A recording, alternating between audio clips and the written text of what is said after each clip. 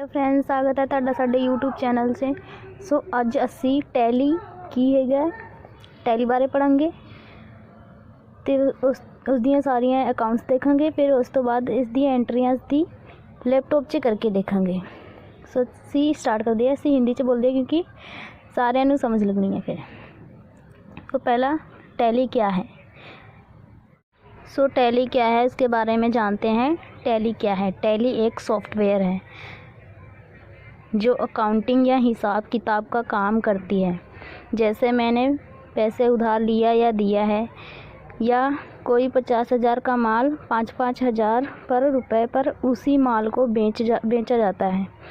उसे सेल या परचेस आदि जो लिखावट रख दी है, यानी कि हमने कोई माल ख़रीदा है, उसको फिर बेचा है, उसका जो हिसाब किताब जो रखता है उसी को हम कहते हैं अकाउंट।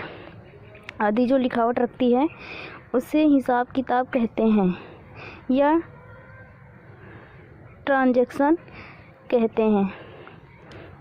यह टैली फटाफट तैयार करके रखती है। जैसे कि हम हिसाब किताब खुद हाथों से करेंगे तो बहुत टाइम लगेगा, इसीलिए टैली में ये जल्दी से तैयार हो जाता है, फटाफट तैयार करके रखती है टैली सॉफ्टवेयर, जिसमें हमें भूलने का डर और गुणा या भाग नहीं करना पड़ता है। यह टैली में कई भाषाओं में काम करती है। ये जो टैली का सॉफ्टवेयर है ये कई भाषाओं में काम करता है।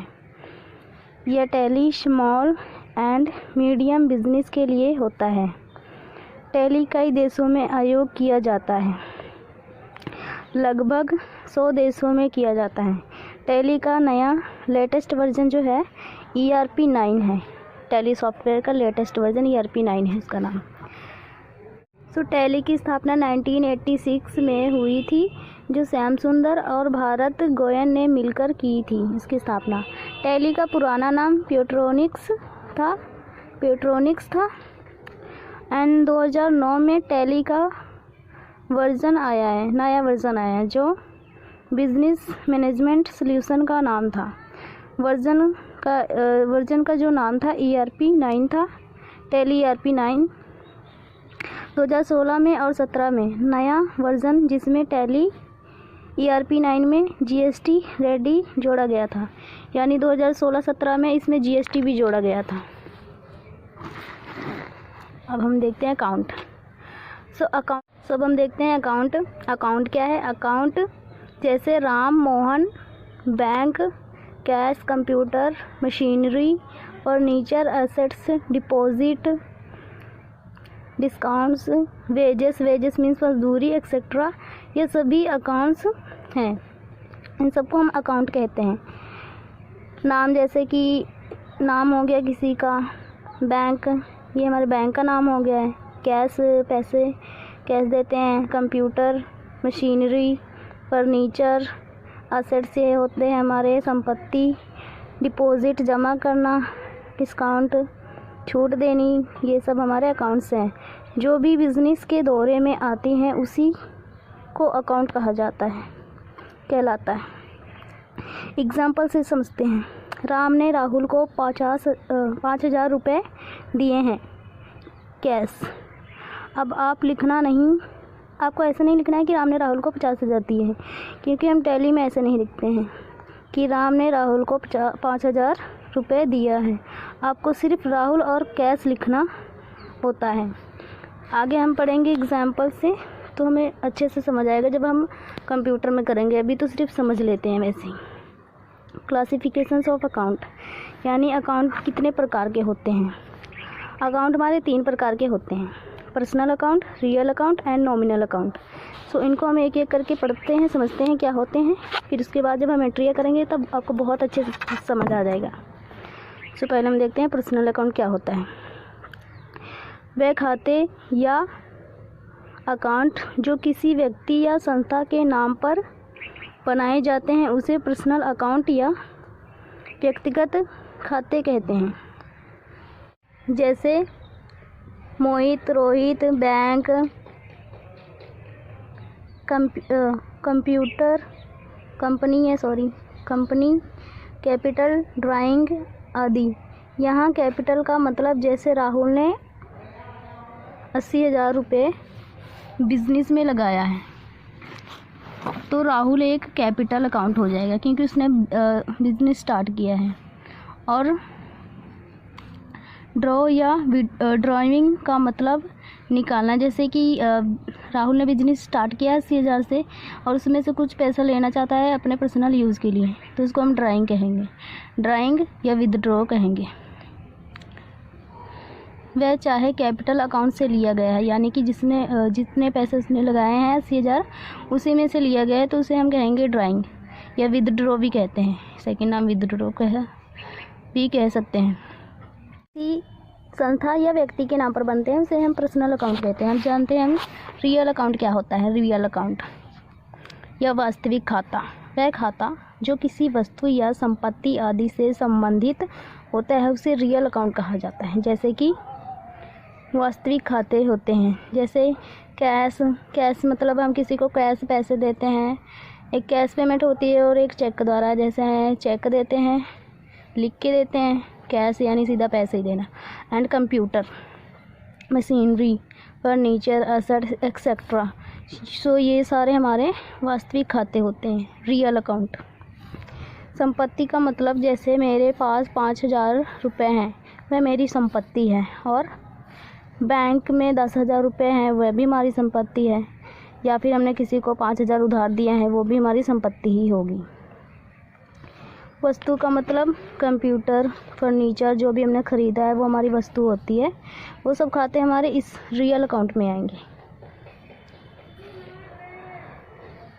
सो हमारा रियल अकाउंट हो गया। अब हम देखते हैं नॉमिनल अकाउंट क्या होता है। नॉमिनल अकाउंट नाम मात्र के खाते, वह खाते जो आय या व्यय, आय मतलब इनकम, व्यय मतलब खर्च, और लाभ या हानि, लाभ हानि, और क्रय विक्रय, क्रय मतलब परचेस, क्रय मतलब परचेस, विक्रय मतलब सेल से संबंधित होते हैं उसे नॉमिनल अकाउंट कहते हैं। जैसे इंटरेस्ट मीन्स ब्याज, डिस्काउंट मीन्स छूट, ये सब हमारे नॉमिनल अकाउंट में आते हैं।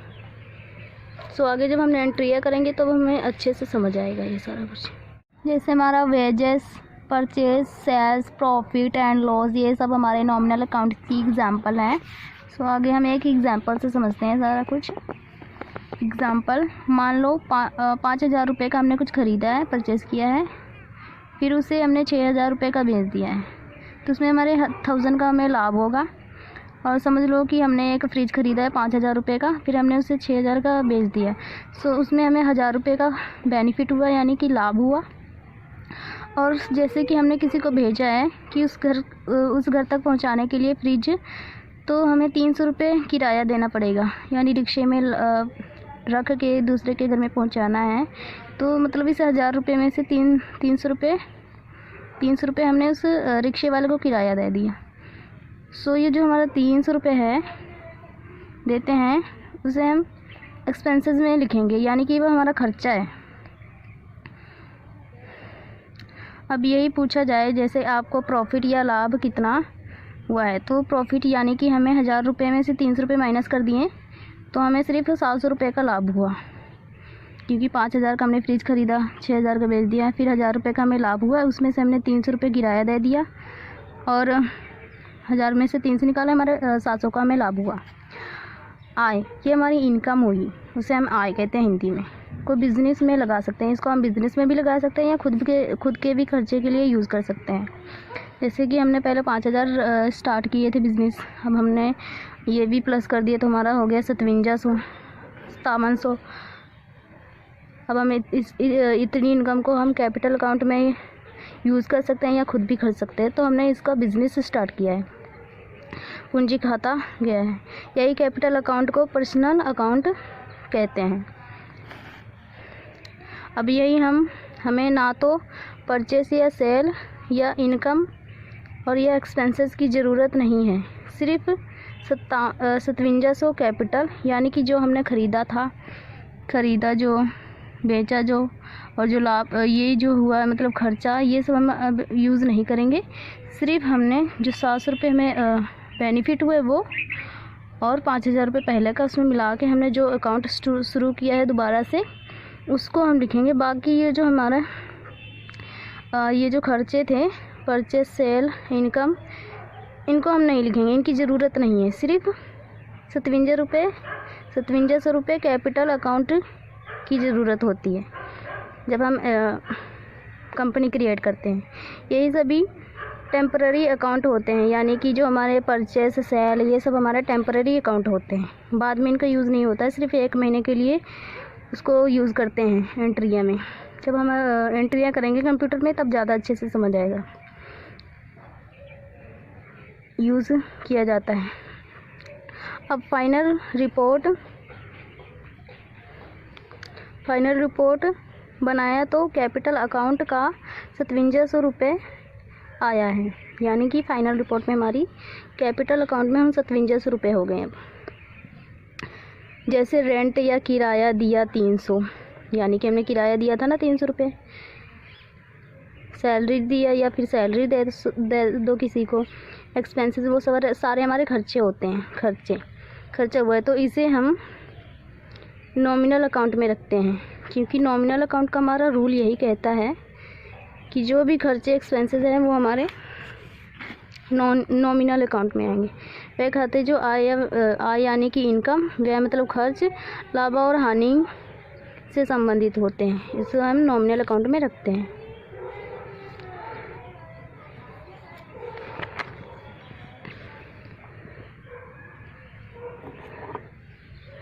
और 3000 का लाभ या इनकम, ये सारे हमारे नॉमिनल अकाउंट में आएंगे।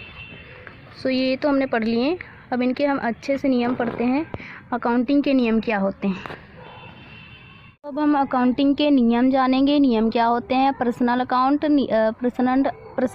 Real account and nominal account के बारे में हम पढ़ चुके हैं। अब इनके नियम हम देखते हैं कैसे इनको यूज़ करते हैं। सो यहाँ पर 2 तरह के होते हैं। पाने वाला, यानी कि जैसे कि हमने किसी को उधार दिया है पैसा हो और वो हमें देना चाहता है, तो जो पाने वाला होगा उसे हम डेबिट करेंगे। और जो देना, यानी कि हमने किसी को उधार दिया, जैसे राम ने श्याम को उधार दिया, तो राम जो है उसने दिया है उधार, तो पाने वाला वो देने वाला है, और श्याम को दिया है, ये देखो राम एंड श्याम, राम ने दिया है इसको, तो पाने वाला श्याम है, देने वाला राम है। तो जो हमारा पाने वाला है उसे हम डेबिट करेंगे, जो देने वाला है उसे हम क्रेडिट करेंगे। और रियल अकाउंट में भी हमारे 2 तरह के नियम होते हैं। आने वाला, जैसे कि हमने एक कंप्यूटर ख़रीदा है, तो कंप्यूटर जो आने वाला है उसे हम डेबिट करेंगे। और जो जाने वाला है, हमारे पास से क्या जाने वाला है? पैसा, तो पैसे को हम क्रेडिट करेंगे। व्हाट इज़, जो जाने वाला, what is goes and what is comes. Nominal account, ये भी हमारे 2 तरह के होते हैं। यहाँ पर हमारे हानि, लाभ, हानि, लॉस, प्रॉफिट, एक्सपेंसेस, खर्चे, सारा कुछ इसी में हम लिखते हैं। सो जो हमारे एक्सपेंसेस होते हैं वो हमारे डेबिट होते हैं, एंड जो हमारे यहाँ पर लाभ, आय यानी कि इनकम, प्रॉफिट, ये सब हमारा क्रेडिट में होता है। इसे सब हम जब हम कंप्यूटर में करेंगे बहुत अच्छे से समझ आएगा, अभी चिंता मत करिए। अब इसे तीनों को एग्जांपल से समझते हैं। ये जो हमारे personal, real and nominal account के नियम किए, इनको हम एग्जांपल से समझते हैं। जैसे राहुल ने 5000 का एक सेल फ़ोन ख़रीदा है। सो राहुल ने 5000 का सेल फ़ोन ख़रीदा है। अब इसे टैली में चढ़ाना है, तो कैसे चढ़ाएंगे? यहाँ सीधा नहीं लिखा जाता है कि राहुल ने 5000 का सेल फ़ोन ख़रीदा है, यहाँ इसे नहीं लिखते हैं। अब यहाँ राहुल एक बिज़नेस का मालिक है, क्योंकि उसने पैसा लगाया है, सेल फ़ोन ख़रीदा है। अब इस क्वेश्चन को अकाउंट में निकालने के लिए हम कैसे कहते हैं? पहला हमारा अकाउंट बनेगा सेल फ़ोन का, उसका हम अकाउंट बनाएंगे। यहाँ पर कहीं उधार की बात नहीं की गई, तो इसका मतलब उसने कैश ही ख़रीदा है। सो दूसरा अकाउंट हमारा कैश का बनेगा। कैश का अकाउंट हमारा जो लैपटॉप में, जो कंप्यूटर में ऑलरेडी बना होता है, सिर्फ हमें सेल फ़ोन का अकाउंट बनाना पड़ेगा। अब आपके पास अकाउंट है, तो आप कैसे पता करोगे कौन अकाउंट है, मतलब कौन सा क्रेडिट आएगा, कौन सा डेबिट? यह तरीका आप रोल ऑफ अकाउंट जो हमने रोल या नियम पढ़े हैं उनसे हम जान सकते हैं कि ये कैसे किया जाएगा। रोल ऑफ अकाउंट से किया जाएगा। सेल फोन कौन सा अकाउंट है? सो देखते हैं सेल फोन हमारा कौन सा अकाउंट है। सो यहाँ हम देखते हैं सेल फोन हमारा रियल अकाउंट है, क्योंकि जो आने वाला है हमारा सेल फोन, जाने वाले हमारे पैसे, सारी वस्तु हमारी उसी में आएगी। और हम यहाँ से भी समझ सकते हैं, यहाँ पर भी हमने किया है रियल अकाउंट के बारे में। ये रहा हमारा रियल अकाउंट। जो किसी वस्तु या संपत्ति आदि को से संबंधित होता है उसे हम रियल अकाउंट में लिखते हैं। सो हमने सेल फोन खरीदा, वो हमारी संपत्ति हो गई है, तो उसको हम रियल अकाउंट में लिखेंगे। रियल अकाउंट है कैसे, आपको पता चल चुका है। वस्तु और संपत्ति आदि संबंधित होते हैं रियल अकाउंट में। तो सेल फोन एक वस्तु है, तो ये तो सिद्ध हो गया है। तो सेल फोन पर रियल अकाउंट का रूल लगेगा। नियम, रियल अकाउंट आने वाला जो है उसे हम आने वाले और जाने वाले होते हैं। तो जो आ रहा है उसे हम डेबिट में लिखेंगे, एंड जो जा रहा है, जा रही है कि हमारे पास से पैसे जा रहे हैं, तो उसे हम क्रेडिट में लिखेंगे। आने वाला डेबिट एंड जाने वाला क्रेडिट। दूसरा कैश अकाउंट, यह भी हमारा रियल अकाउंट होगा। कैसे? क्योंकि संपत्ति की बात हुई है, पैसा था, पैसा या कैश भी है, तो पैसा यहाँ जा रहा है, बट इस गोस उसको हम क्रेडिट में लिखेंगे। सो हम लैपटॉप में जब हम लिखेंगे, पहले अकाउंट पता करो, यानी कि सेल फोन जो है वो हमारा डेबिट हो जाएगा 5000 का, और क्रेडिट में हो जाएगा हमारा कैश, क्योंकि हमारे पास से पैसे जा रहे हैं, वो माइनस हो जाएगा। इसी प्रकार क्वेश्चन किए जाते हैं।